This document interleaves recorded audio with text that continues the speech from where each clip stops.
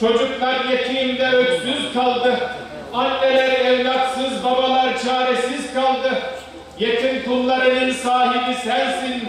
Mahzun kullarının sahibi sensin. Garip kullarının sahibi sensin. Sana Hazreti Yakub'un kelimeleriyle iltica ediyoruz.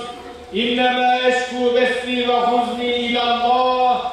Sıkıntı, keder ve hüznümüzü sadece sana arz ediyoruz. Bizlere imdad eyle ya Rabbi.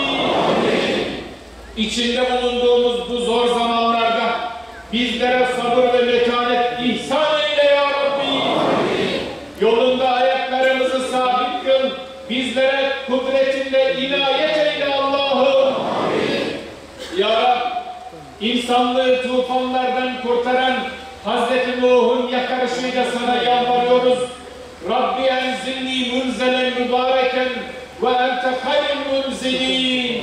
Ey Rabbimiz, bizleri de hayırlı menzillere kavuştur. Bereketli yerlere konuk eyle. Darda ve zorda bırakma Allah'ım. Ya Rab, bu büyük felaketin yaralarını sarmak için bize güç ver. Bizi senden başkasına muhtaç eyleme Allah'ım. Verdiğin güç ve kudreti karıncaları dahi ezmeden kullanan Hazreti Süleyman'ın dualarıyla sana yalvarıyoruz. Ey Rabbimiz, bizleri verdiğin nimetlere şükreden kullarından eyle. Senin razı olacağın salih ameller işlemeyi bizlere ihsan eyle Allah'ım. Rahmetinle salih kulların arasına bizlere de ilhak eyle ya Rabbi. Allah'ım, karanlık kuyulardan, zindanlardan sultanlığa taşıdığın Hazreti Yusuf'un niyazıyla sana yalvarıyoruz. Teveffeni müslimen ve elhekni bis-salihin. Bizlere Müslüman olarak yaşayıp Müslüman olarak ruhumuzu teslim etmeyi lütfeyle Allah'ım.